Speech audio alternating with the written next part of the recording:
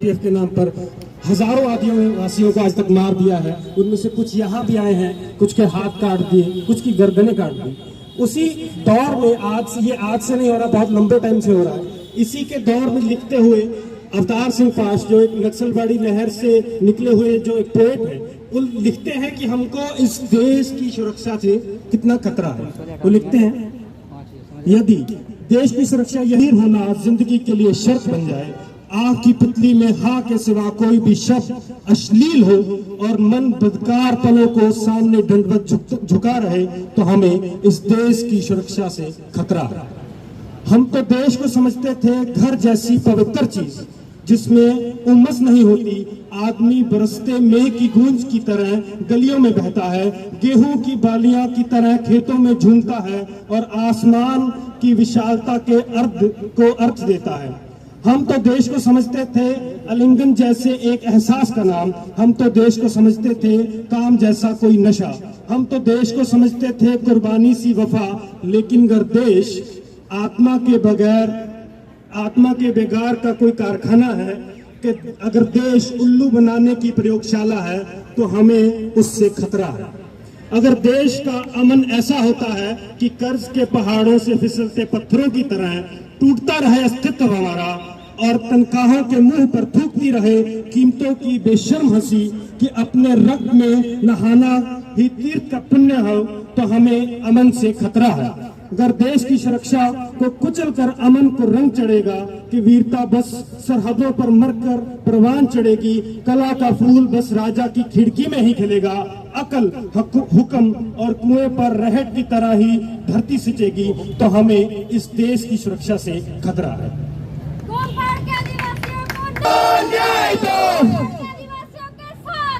साथ है हम एक हैं। साथियों की लड़ाई के साथ हो, हम एक हैं। इंकलाब जिंदाबाद, जिंदाबाद जिंदाबाद, इंकलाब जिंदाबाद, जिंदाबाद जिंदाबाद, जंगल की जमीन की लड़ाई जिंदाबाद, जिंदाबाद जिंदाबाद, सिंगर की लड़ाई जिंदाबाद, जिंदाबाद जिंदाबाद, आदिवासियों को न्याय दो, न्याय दो, न्याय दो, आदिवासियों का नुकसान करना बंद करो।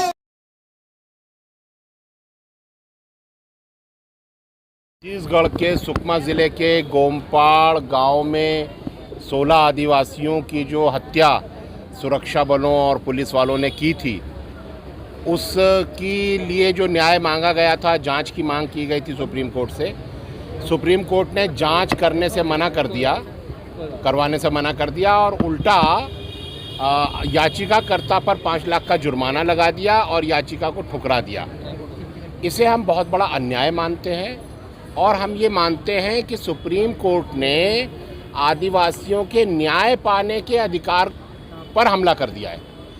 अब इसके बाद कोई भी आदिवासी न्याय मांगने सुप्रीम कोर्ट आने में डरेगा। उसे ये लगेगा कि अगर मैं सुप्रीम कोर्ट जाऊंगा या किसी भी कोर्ट में जाऊंगा, तो मेरे ऊपर ही जुर्माना लगा दिया जाएगा।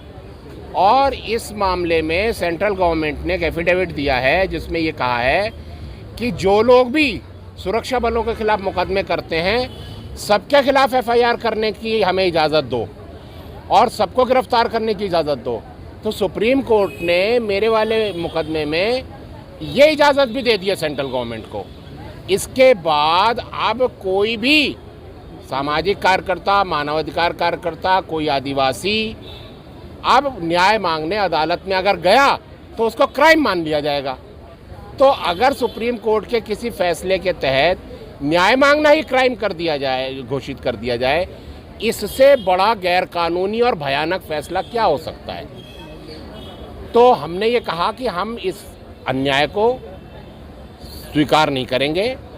हम आपका जुर्माना तो नहीं देंगे, आपके अख्तियार में यह है कि हम जुर्माना ना दें तो आप हमारी संपत्ति कुर्क कर लेंगे। तो संपत्ति मेरे पास है नहीं, ना मकान है, ना ज़मीन है, बाकी बचा मेरा शरीर। तो आप शरीर को कैद कर लो, जेल में डाल दो मुझे, लेकिन हम 5 लाख रुपया नहीं देंगे। अभी जो सरकार शासन में केंद्र में उन्होंने पहली मर्तबा पूरे देश भर में ऐलान कर लिया और एक आदिवासी महिला को राष्ट्रपति उम्मीदवार बना के, और वो जीती भी, जो कि एक स्वागत योग्य भी है। लेकिन क्या वो आदिवासी महिला वो अपने समाज, अपने उन आदिवासी हकों के लिए लड़ेंगी? आपको क्या लगता है? ये तो आपको उनसे पूछना चाहिए कि वो लड़ेंगी या नहीं लड़ेंगी। लड़ने देगी ये सरकार? अब ये आप बात सरकार से पूछिए कि साहब आप लड़ने देंगे कि नहीं लड़ने देंगे, मैं क्या बताऊं। उम्मीद है तो मिलने की कोशिश कर रहे हैं, हमने चिट्ठी भेज दी है। अब अगर वो बुलाती हैं तो जाके बात करेंगे, न्याय देंगी तो बहुत खुशी होगी। सर, आज़ादी के अमृत महोत्सव में आदिवासियों को कहाँ देखते हैं? देखिए, आज़ादी जो होती है वो खाली झंडे से नहीं होती है या एक दिन से नहीं होती है। आज़ादी रोज़ चाहिए, हर समय चाहिए, हर जगह चाहिए। आदिवासी को जो मारा जा रहा है उसे न्याय पाने की आज़ादी चाहिए, उसे ज़िंदा रहने की आज़ादी चाहिए, उसे मानव अधिकार चाहिए, संविधान का राज चाहिए। तो खाली 15 अगस्त आज़ादी का अमृत महोत्सव ऐसे खोखले शब्दों से आदिवासी का क्या पेट भरेगा। सर, आज़ादी के 75 साल हो चुके हैं और अभी जो है 12 साल का हो चुका है वो बच्चा, जिसकी 3 उंगलियां काट दी है। 15 साल का 15 साल का हो चुका है। तो वो कहाँ अपने आप को सोचता है और समझता है? आज वो यहाँ रोडों पर घूम रहा है। तो ये तो सवाल आपको इस देश की सत्ता और न्यायालय से पूछना चाहिए कि वो बच्चा अपने आप को कहाँ पाए, वो आज़ादी का अमृत महोत्सव कैसे मनाए। उसे न्याय नहीं दिया गया, उसके लिए न्याय मांगने वाले के ऊपर उल्टा जुर्माना लगा दिया गया और अब आगे उसकी जान को खतरा पैदा हो गया है। मारने वालों को खुला छोड़ दिया गया है, उसकी जान को खतरा पैदा हो गया है। तो ये तो आप सुप्रीम कोर्ट से पूछिए, सरकार से पूछिए कि इस बच्चे की रक्षा कौन करेगा। अब तो ये सुप्रीम कोर्ट क्या सर किसी कठपुतली की तरह काम कर रही है क्या? अब आप बताइए किसकी तरह काम कर रही है। ये पूछना चाहती हूँ क्योंकि आप लोगों ने याचिका लगाई। भाई कोर्ट जो है कोर्ट की तरह का तो काम नहीं कर रहा है। कोर्ट का काम तो न्याय देना होता है ना। कोर्ट अन्याय करेगा तो उसको कैसे कबूल किया जाए। तो सर मतलब आखिरी सवाल मेरा ये है कि जिस तरीके से न्यायालय काम कर रहा है, आपने याचिका लगाई, 2009 का केस था, उसके बाद आपको झूठा साबित कर दिया गया, तो मतलब साबित नहीं किया, खाली घोषित किया है। साबित कैसे हुआ? उनके कहने से थोड़ी हो गया। घोषित करा है, घोषित किया है, साबित थोड़ी हुआ है। कोई जांच थोड़ी हुई है मेरी। आप लगातार इतने टाइम से जो है कभी जंतर मंतर पे कर रहे हैं, कॉन्स्टिट्यूशन क्लब में आप लगातार आ रहे हैं, इन आदिवासियों के साथ इनकी आवाज़ें उठा रहे हैं, कभी आप दिल्ली यूनिवर्सिटी आ रहे हैं, लेकिन मैं यहाँ देख रही हूँ नेशनल मीडिया जैसे के लिए ये मुद्दा है ही नहीं। भाई नेशनल मीडिया को एडवर्टीजमेंट तो यही पूंजीपति देते हैं ना, जिनके वो हिमांशु कुमार जिसने सोनी सोडी के लिए भी कैंपिंग चलाया, ये क्या हिमांशु कई जगह तक पहुँचाया, वही हिमांशु कुमार ने वो मेरी गुरु है, मुझे पढ़ा है, मैं उसकी स्टूडेंट रही।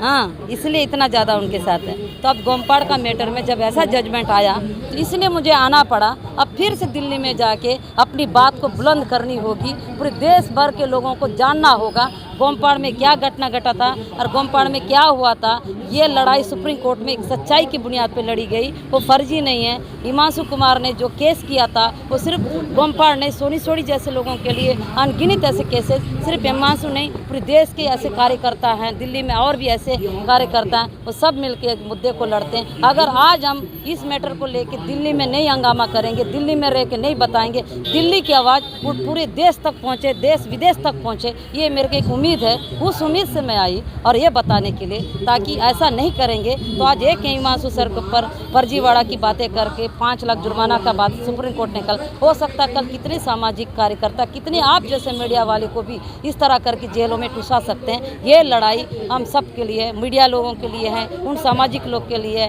उस मानवाधिकार के लिए, क्योंकि अभी फिलहाल थोड़े बहुत देश को बचा हमारे जैसे लोगों को लड़ने के लिए यही साथी लोग, इसलिए आना पड़ा। लेकिन मेरा मानना है कि आदिवासियों की लड़ाई जो बाकी लड़ाइयाँ हैं उससे बहुत अलग है, क्योंकि एक हिस्टोरिकल प्रताड़ना ज़्यादा है आदिवासियों के केस में।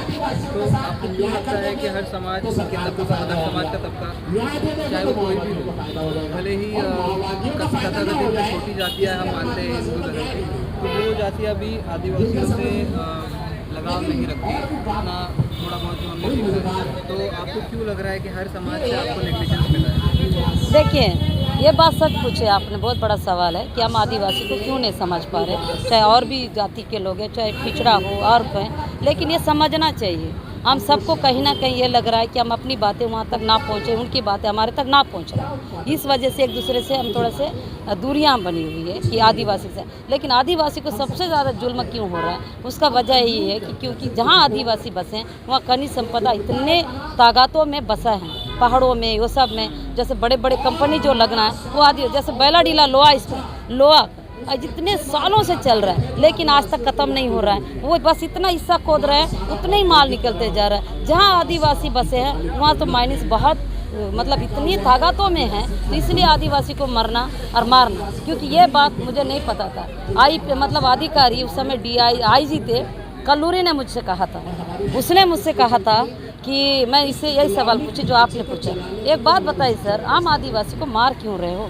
ऐसा तो अन्य जाति के लोगों के पास भी ज़मीनें हैं, अन्य जाति के लोग भी बस्तर में रह रहे हैं, चाहे वो हिंदू हो, चाहे गैर आदिवासी में दलित हो, चाहे मुस्लिम हो, चाहे हिंदू हो, पिछड़ा वर्ग, वो भी बस्तर के कोनों में है, वो भी धंधा कर रहे हैं, बाजार जा रहे हैं, सब कुछ है। उनको तो कुछ नहीं करते हो, लेकिन खाली एक आदिवासी को नक्सल बनाते हो। नक्सल के नाम से क्यों मारा जा रहा है, किस वजह से?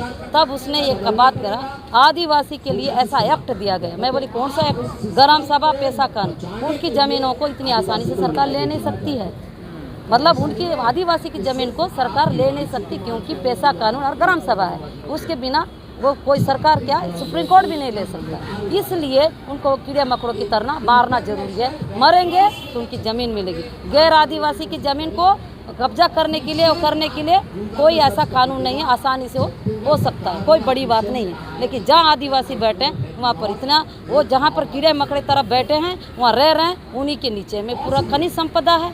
अब पता नहीं ऐसा क्यों है, इसलिए आदिवासी को मरना होगा, ये बात बोले थे। जैसे जैसे अपना इकोनॉमिक डेवलपमेंट हो रहा है देश का 91 के बाद, तो सक्सेसिव गवर्नमेंट है, कांग्रेस की हो या कोई और रीजनल पार्टी की हो या BJP की हो, वो हमेशा आदिवासियों के प्रति उनका व्यवहार सही नहीं रहा है। तो अब आप किस पे भरोसा करेंगे? देखिए, बोलते हैं आदिवासी के नाम ने ये विकास किया, यहाँ इतना कुपोषित हुए थे, अब नहीं हैं, इतने ठीक हो गए, इतना शिक्षा मिला, इतने स्कूल खोला गया, इतने अस्पताल खोले गए, एक से एक आदिवासी के लिए, उनके गरीब रेखा, उनका इतना इंदिरावास, इतने आदिवासी के अंदर में बाथरूम बन गई है। दुनिया का बातें बोलते हैं, जो आदिवासी से हट के है, होता कुछ नहीं। लेकिन मैं कहती हूँ आदिवासी का विकास चाहते हैं, अगर इस देश के जितने भी राज सत्ता में बैठे वो मंत्री और वो सारे नेता लोग अगर आदिवासी की विकास चाहते हैं तो बस इतना कर दे, आदिवासी का ज़िंदगी दे दे, आदिवासी को गोलियों से बचा ले, आदिवासी को आज़ादी दे दे, आदिवासी को जंगल लौटा दे, आदिवासी को ज़मीन लौटा दे, उनके पानी की चीज़ लौटा दे, सब चीज़ें। बस उससे बड़ा विकास आदिवासी को मारना बंद करे, उन गोलियों से उनके ऊपर चलाना और बलात्कार करना बंद करे, तो मैं बोलूँगी वाकई ये देश ने आदिवासी के लिए बहुत बड़ा विकास कर दिया। महामहिम अभी देश की द्रौपदी जी है जो खुद एक आदिवासी है, तो इनके आने से कुछ बदलाव में कोई नई योजना आने का? मैं अभी इस बात के बारे में कुछ नहीं कह सकती क्योंकि अभी हमारे बस्तर की टीम आई है जो गोमपाड़ से, वो पीड़ित महिलाएं हैं और वो बच्चा है जिसकी आंख कटी गई है। वो बच्चे के साथ हमने राष्ट्रपति से मिलने का गौर लगाए हैं, तो ताकि वो राष्ट्रपति हमसे मिले, उस बच्चे से मिले जिस बच्चे का हाथ कटा गया, गोमपाड़ के पीड़ितों से मिले। और जब राष्ट्रपति जी उनसे मिलेगी, हमसे मिलेगी और हमारी बातों को रूबरू जानेगी और उसके बाद क्या पहल करती है, कम से कम हमारी बातों को, दर्दों को जिस दिन सुनेगी और हमसे मिलने का वो मौका दे दे और हमको सुन ले, तो उस बार उसके बाद मैं आप ही के कैमरा में आके बता सकती हूँ कि हाँ भाई हमारी आदिवासी राष्ट्रपति बनी है, उससे हमारा ये फ़ायदा, उससे हमको ये संतुष्टि मिला, उससे मुझे ये उम्मीद है, बिल्कुल बताऊँगी। लेकिन तब तक मैं ये नहीं कह सकती कि अगर बन जाना से हम इतनी उत्साहित हो गए हैं, खुशियाँ मनाएं, ये नहीं हो सकता। वो जो राष्ट्रपति बनी है वो भी एक महिला ही है, आदिवासी है। लेकिन इससे पहले प्रतिभा पाटिल बनी थी, सोनी सोड़ी के ऊपर गुप्तांगों में पत्थर डालने वाला अंकित गर्ग को उन्होंने राष्ट्रपति पुरस्कार दिया। तब वो राष्ट्रपति पुरस्कार उसको देते हुए क्या एक बार भी प्रतिभा पाटिल जी ये नहीं लगा कि भाई एक महिला को इस व्यक्ति ने गुप्तांगों में पत्थर डाला, निवस्त्र करा, नंगा करा, करंट छोड़ दिया, तो इस ऐसे व्यक्ति को मैंने कैसे हो, वो भी महिला मेरी जैसी थी, मैं जितना मतलब मेरी कि वो आज तो राष्ट्रपति आदिवासी की बात कर रहे हैं ना, मैं कह रही हूँ उस समय भी महिला राष्ट्रपति थी। वो एक महिला वर्ग में राष्ट्रपति बन के मेरे साथ जो यातना दिया व्यक्ति को राष्ट्रपति पुरस्कार कैसे दी? आपके साथ जिसने यातना की, जिस पुलिस ऑफिसर ने, उसका अवार्ड मिला। हाँ, प्रतिभा पाटिल ने दिया। तो वो उस समय उसमें जाति की बात नहीं है, लेकिन महिला थी ना, और आज जाति की बात आ रही है। दोनों में क्या फर्क है बताइए ना? है वो महिला थी फिर भी दे दी और बता दी। मतलब सोनी सोडी के ऊपर जो किया, मतलब ये नहीं सोच पाई कि एक महिला के साथ इतना इतना दिया। ऐसे व्यक्ति को कैसे राष्ट्रपति पुरस्कार सम्मानित कर सकती है प्रतिभा पाटिल? महिला थी ना, आज आदिवासी है। तो दोनों में क्या फ़र्क है, अब ये देखना है। इसीलिए मेरा अगर उम्मीद जगा सकते तो एक बार मुलाकात हो जाएगी राष्ट्रपति जी से, तब बता सकते। लास्ट सवाल ये अभी आपकी उम्र जितनी भी है, तो बचपन से अभी तक मैं पूछना आपसे चाह रहा हूँ कि कोई ऐसा दौर था आपकी ज़िंदगी में जब आप थोड़ी होपफुल थी, कि आपको लगा हो कि शायद अच्छा हो जाए? हमेशा से आपकी सिचुएशन ऐसी रही है? मैं बहुत एक खुशहाल ज़िंदगी जीती थी। मेरा बचपन बहुत ही हंसता हुआ उस घने जंगलों में, बस्तरों में, उन पेड़ों से लहराते उन पेड़ पौधों के बीच में बहुत अपने धुन में जीवन गुजारी हूँ। और गाय चराना, हमारा बचपना से गाय चराना, गायों के साथ बकरी ऐसे जंगलों में मूलकंद लेने जाना। बास्ता जो होता है ना, वो सारे जंगलों में घुस जाती थी, ले आती थी, लकड़ी लेके आती थी और हर चीज़ जंगल के काम करती थी। तो हम गाना गुनगुनाते हुए, अपने हंसते हुए, रात हो दिन हो कोई डर नहीं, सिर्फ डर रहता था सांप बिच्छू बालू, इनसे डर रहता था। और ऐसा करके बहुत खिलखिलाते हुए ज़िंदगी जिए। और मैं एक किसान की बेटी हूँ, मेरे पिता बहुत अच्छे किसान हैं। उन्होंने मुझे पढ़ाया लिखाया, इतने शिक्षित करा। उसके बाद मेरी नौकरी मिली। उसके बाद नौकरी मिलने के बाद मैंने शादी कर ली। मेरे पति, मेरे बच्चे, बहुत बेहतरीन और खुशी से जिंदगी। मेरे को ऐसा लगता था ये मेरा जीवन है। और मेरे आदिवासी बच्चों की मैं टीचर बनी, इससे सौभाग्य क्या हो सकती है। मैं बहुत खुश, अपने आप को मुझे इतना खुशी होती थी कि अब मेरी शादी हो गई, मेरे बच्चे, मेरे आदिवासी बच्चों की टीचर बने। मतलब बहुत ही अच्छा मेरे पति के साथ। लेकिन मेरे पति को भी जेल में लाया गया, उसको इतने बेरहमी से मारा गया। एक सांप रेंगता है ना ऐसे घिसड़ते हुए, उस साल में मेरे पति को किया गया। तड़प तड़प के मेरे पति ज़मीनों में ऐसे चलते रहे और उसने तड़प के, उसके बावजूद भी जंजीरों में बांध के जेल के अंदर रखा जाता था। एक क्या बेरहमी से मेरे पति को मार डाला गया। वो सारे चीज़ें मेरी ये हो गई। उसके बाद मैं जेल के ज़िंदगी काटने के बाद अभी जो देख रहे हैं, और वो मेरे बचपना का जो मेरा एक गाने में अक्सर याद करती हूँ। हीना गाना में एक ऐसी गाना है, उसको मैं अपने आप में देखती हूँ कि एक मतलब जंगल में वो गाती है, तो उसका थोड़ा याद नहीं आ रहा, लेकिन उससे मेरे को अपना बचपना का याद आता है। मेरा जीवन ये था और आज ये जीवन ये हो गया। अब तो इस लड़ाई का अंत दिखता ही नहीं। उसके बाद तो 2011 से जो संघर्ष जारी है वो अभी तक जारी है। अब कब तक जारी रहेगी, कब तक लड़ाई चलेगी ये नहीं पता। लेकिन एक चीज़ है कि मुझ पे पता नहीं जितना मेरे ऊपर केमिकल अटैक हुआ, हाँ मुझ पे केमिकल अटैक हुआ, आप देखो ना गूगल में पूरे मेरा हुआ केमिकल अटैक के बाद। उसके बाद भी अभी एक्सीडेंट करने, गाड़ी से दबाने की कोशिश किया गया एम्स में, हर भर मेरे साथ किया जा रहा है। पर मैं मरती कैसे नहीं पता, मैं जिंदा कैसे नहीं पता। लेकिन इतना है, जितना ज़्यादा मुझ पर जुल्म करेंगे मेरी ताकत उतनी ही बढ़ेगी। और जितना मेरे शरीर को काटे, सिर को काटे, अगर मेरा जान तड़पते भी रहे, मेरी ताकत उतनी मिलेगी। ये मेरे अंदर पता नहीं मेरे बस्तर की उस प्रकृति की शक्ति है कि क्या है वो मैं नहीं कह सकती, बाकी है। भावनात्मक विषय को कोई भी व्यक्ति ये नहीं तय कर सकता कि इसी रास्ते जो चलेगा वही उसका सम्मान करेगा, जो उस रास्ते से दाएं बाएं वो नहीं है। यानी आप अपने घर में माँ बाप से किस तरह से प्रेम करते हैं, ये सबके अपने अपने तरीके हो सकते हैं।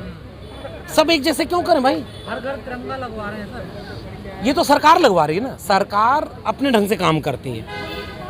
सरकार का अब विश्लेषण आप कर सकते हैं कि सरकार तिरंगे के जरिए क्या वाकई किसी किस्म के राष्ट्र प्रेम जो कि कम था, थर्मामीटर राष्ट्र प्रेम और लगा करके सरकारों ने देखा और उस थर्मामीटर से नापा पहले कि इस देश में अगर तिरंगा नहीं लगेगा तो देश के नागरिकों की राष्ट्रभक्ति थोड़ी कम हो रही है, तो चलो सब लोग तिरंगा लगाओ। ऐसा तो नहीं हुआ ना, कहीं ऐसा तो नहीं। हम उस भीड़ का हिस्सा बनने की बजाय, हम प्रोफेसर लोग हैं, हम पढ़ने लिखने वाले लोग हैं, समझते हैं कि राजनीति कैसे होती है, नीतियाँ कैसे बनती है, प्रचार कैसे होता है, कोई भी काम का इवेंट कैसे किया जाता है। तो हम उसके पर्दे के पीछे का भी सच देखना चाहते हैं कि हर घर तिरंगा ये एक पक्ष है, हर घर में रोटी है कि नहीं ये उसका दूसरा पक्ष है, हर घर में महंगाई का कितना असर है, बेरोजगारी का कितना असर है, नौकरी नहीं मिल रही है, शिक्षा खत्म हो गई, उस घर में क्या होगा?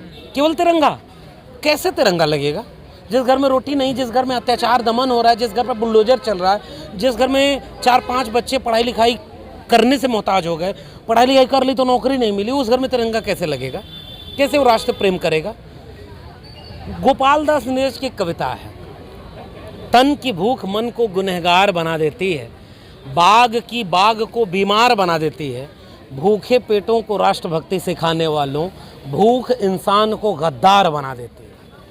सर, इस अमृत में दलित पिछड़ों को कोई 2-4 बूंद मिलेंगी या फिर ऐसे ही रह जाएंगे? जो अमृत है वो पात्र लोगों को मिलेगा। जो अमृत महोत्सव है वो महोत्सव किसके लिए होता है? भूख से जो बिलख रहा है उसके लिए कोई तीज त्योहार नहीं होता। वैसे महोत्सव जिसका पेट भरा है उसके लिए है। मैं फिर से कह रहा हूँ, एक गरीब आदमी महोत्सव की तरह इसे नहीं ले रहा होगा। इसका अर्थ ये कतई नहीं कि उसके मन में अपने देश के प्रति कोई प्रेम नहीं है, वो अलग किस्म का प्रेम होगा। लोग कह रहे देशभक्ति कम होगी लोगों के अंदर, कैसे कम हो रही है? उसको जगाने के लिए ये भाजपा जब सरकार में आती है तो हिंदू खतरे में हो जाता है, जब भाजपा की सरकार नहीं होती तो हिंदू खतरे में नहीं होता। वैसे ही जब कहीं ऐसा तो नहीं कि जिनकी देशभक्ति खुद संदिग्ध है वही सत्ता में आ गए इसलिए बाकी सबको संदेह की नज़र से देख रहा है। हम लोग बचपन में छोटे छोटे थे, कोई पता नहीं क्या राष्ट्र होता है, क्या ये सब होता है। बहुत छोटे छोटे बच्चे 15 अगस्त 26 जनवरी को उत्साह होता था, पैसे नहीं होते थे तिरंगा खरीदने के लिए, एक कॉपी से। तंत्र दरअसल जिस तरीके से विकसित हुआ, जिस तरीके से वो डेवलप किया गया, उसमें आदिवासी कहीं है ही नहीं। वो आदिवासियों को इग्नोर करके वो तंत्र दरअसल डेवलप हुआ। लिहाजा जब इस तंत्र में आदिवासी फंसते हैं या अपने लिए न्याय से लेकर के तमाम तरीके की चीज़ों की मांग जब करते हैं, हिस्सेदारी की मांग करते हैं, तब वो तंत्र उनके खिलाफ खड़ा हुआ नज़र आता है। और इसीलिए हम लोग देखते हैं कि देश भर के अलग अलग हिस्सों में आदिवासी कहीं अपने रिसोर्सेज को बचाने के लिए, कहीं अपने पहाड़ को बचाने के लिए, कहीं ज़मीन को बचाने के लिए, कहीं जंगल को बचाने के लिए, तो कहीं पर अपने खुद के लिए न्याय की मांग करते हुए, लड़ते हुए हमें दिखाई देते हैं। आज़ादी के 75 वर्ष हो चुके हैं। हम अमृत महोत्सव सेलिब्रेट कर रहे हैं, हम हर घर तिरंगा फहरा रहे हैं, डीपी भी बदल करके तिरंगा के प्रति अपना सम्मान जाहिर कर रहे हैं। लेकिन इस देश का जो आदिवासी है, जिसकी आबादी लगभग 12 करोड़ के आसपास है, वो आदिवासी अभी भी इन सब से कहीं दूर खड़ा हुआ। उसे अभी भी उस धारा में इतना हिस्सेदार नहीं बनाया गया कि वो प्राउडली ये कह सके कि मैं भी अपनी डीपी बदल लूँ या मैं भी अपने घर पे तिरंगा लगा सकूँ। वो इतना भी काबिल नहीं बना पाए हम लोगों से, हमारे देश के हुक्मरान बना पाए।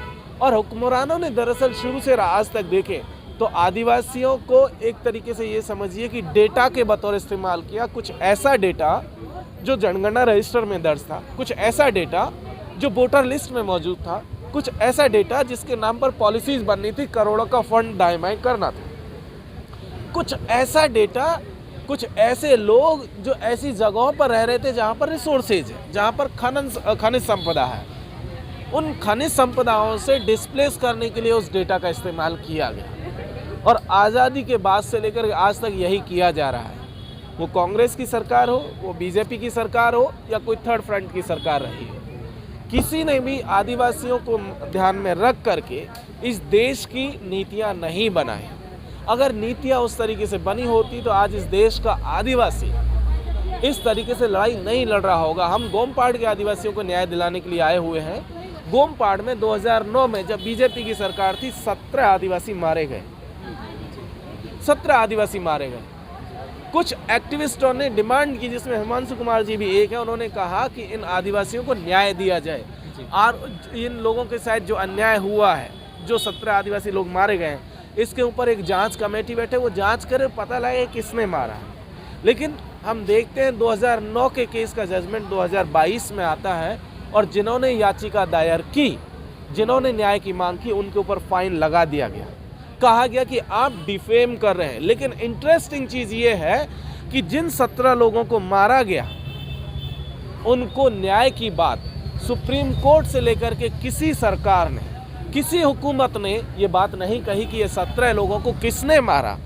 वो कौन लोग थे जिन्होंने उस बच्चे का हाथ काट डाला, वो कौन लोग थे जिन्होंने उस औरत की बेटी को मार दिया, वो कौन लोग थे जिन्होंने कि अपने जिस बच्चे ने अपना बाप खो दिया, क्यों खोया, कैसे क्या हुआ, उसकी जानकारी आज की तारीख में किसी के पास नहीं है। और ना ही इस देश के हुक्मरानों को या न्यायपालिका को इस बात की चिंता है। ये तो तय है कि इस देश का बाहर का व्यक्ति आकर के उन 17 लोगों का हाथ नहीं काटा होगा, ये तो तय है। सर, लगातार जो बात की जाती थी आदिवासियों को हिस्सेदारी की, तो अब तो आदिवासी राष्ट्रपति बन चुके हैं, फिर भी आपको आंदोलन करने की जरूरत क्या पड़ी? देखिए, एक चीज़ ये मान के चलिए कि आदिवासी के राष्ट्रपति बन जाने से राष्ट्रपति कोई एक कौम का, एक जाति का राष्ट्रपति नहीं होता है। राष्ट्रपति हमेशा राष्ट्र का मुखिया होता है, राष्ट्रपति हमेशा स्टेट का हेड होता है। तो वो सबके लिए समान है, वो चाहे दलित हो, आदिवासी हो, पिछड़ा हो, मुसलमान हो, अल्पसंख्यक हो, सबके लिए एक समान है। वो किसी के लिए पार्शलिटी नहीं करता है। ये वोट बैंक की पॉलिटिक्स का हिस्सा है कि हमने आदिवासी को बना दिया ताकि उसका इस्तेमाल वोट बैंक में किया जा सके, लेकिन उसके पास ऐसा नहीं है कि वो आदिवासियों के लिए विशेष तौर पर कुछ कर सके। राष्ट्रपति क्षमता का न्याय करेगा। लेकिन एक चीज़ ये देखिए कि राष्ट्रपति का जो पूरा का पूरा पद है, जिस तरीके का सिनेरियो है, उस सिनेरियो में राष्ट्रपति उसी व्यक्ति को बनाया जाता है, हमेशा अक्सर ये देखने को मिला है, जो पार्टियों के प्रति लॉयल हो, जिस पार्टी ने उसको प्रमोट किया, जो पार्टी उसको बना रही है, उसके प्रति लॉयल हो। और इसीलिए ऐसे व्यक्ति को लाया जाता है, चाहे वो किसी भी जाति धर्म विशेष का क्यों ना हो, और वो पार्टी के लिए काम करता है, न कि समाज के लिए।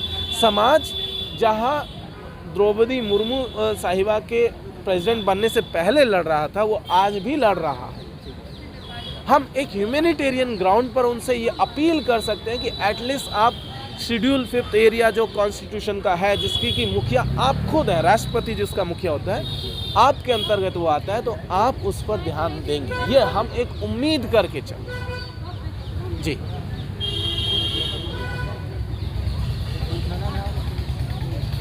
राष्ट्रपति अभी आप कहते हैं कि सबके लिए समानता होगा, तो जो इस वक्त राष्ट्रपति है तो वो क्या समानता की बात करेगी? देखिए, कॉन्स्टिट्यूशन में तो वही प्रोविजन किए गए, कॉन्स्टिट्यूशन में वही प्रोविजंस हैं। कॉन्स्टिट्यूशनल प्रोविजंस के हिसाब से राष्ट्रपति सबके लिए इक्वल ट्रीटमेंट देगा, वो बायस नहीं हो सकता है, क्लियर है। लेकिन क्योंकि आदिवासियों के मसले में थोड़ा सा स्पेसिफिक मामला है, संविधान की अनुसूची 5 जिसके तहत आदिवासी एरियाओं को गवर्न किया जाता है, उसका हेड जो है वो प्रेसिडेंट साहब होते हैं, या अभी द्रौपदी मुर्मू साहिबा हैं, उसकी एडमिनिस्ट्रेशन की हेड है। उनके पास पावर है कि अपनी पावर का उपयोग करते हुए इन इलाकों में तमाम तरीके के जो मूवमेंट चल रहे हैं, तमाम तरीके के जो प्रोजेक्ट हैं, तमाम तरीके के जो असंतोष है, जो आंदोलन लोग कर रहे हैं, उन मसलों को वो डायरेक्टली उसमें इंटरफेयर कर सकती है। ऐसा बाकी मामलों में नहीं है, ये कॉन्स्टिट्यूशनल प्रोविजंस में। तो ऐसे में हम उनसे ये उम्मीद ही कर रहे हैं कि वो न्याय की जो है मांग करें। सर, ज्योतिबा फूले और माता सावित्रीबाई फूले के पर एक अभेद टिप्पणी करी है महाराष्ट्र के राज्यपाल ने, उसके विषय में क्या? देखिए, हमारे देश के नेताओं का जो कैरेक्टर है, खास करके जेंडर को लेकर के जो बायसनेस है, वो कूट कूट के भरी हुई है। भगत सिंह कोश्यारी साहब ने जो कहा राष्ट्रमाता सावित्रीबाई के बारे में और राष्ट्रपिता फूले जी के बारे में, वो कहीं से भी अगर देखें तो किसी भी ऐसे व्यक्ति को शोभा नहीं देता जो जिम्मेदार पद पर है, जिसने भी अगर राष्ट्रमाता और राष्ट्रपिता के काम के बारे में थोड़ा भी जानकारी है, वो इस तरीके का अल्फाज इस्तेमाल नहीं करेगा। लेकिन आप देखिए, इधर अधीर रंजन चौधरी साहब हैं, वो प्रेसिडेंट साहिबा को राष्ट्रपत्नी कहते हैं, उधर वो सावित्रीबाई फूले और जो है फूले साहब के बारे में, जो है महात्मा फूले के बारे में इस तरीके से कहते हैं। हम कर्नाटक विधानसभा में पॉर्न देखने वाले विधायकों के भी केस हम लोगों के सामने हैं। तो इस तरीके से बहुत केस हैं जो अगर देखेंगे तो पता चलेगा कि इस देश के तमाम जो नेता हैं वो जेंडर के मामले में, खास करके महिलाओं के प्रति कितने द्वेष भाव से भरे, कितने कास्टिस्ट हैं, कितने फ्यूडल हैं, वो नेचर उनका बार बार में रिफ्लेक्ट हो रहा होता है, और वही कोश्यारी साहब ने किया। जी।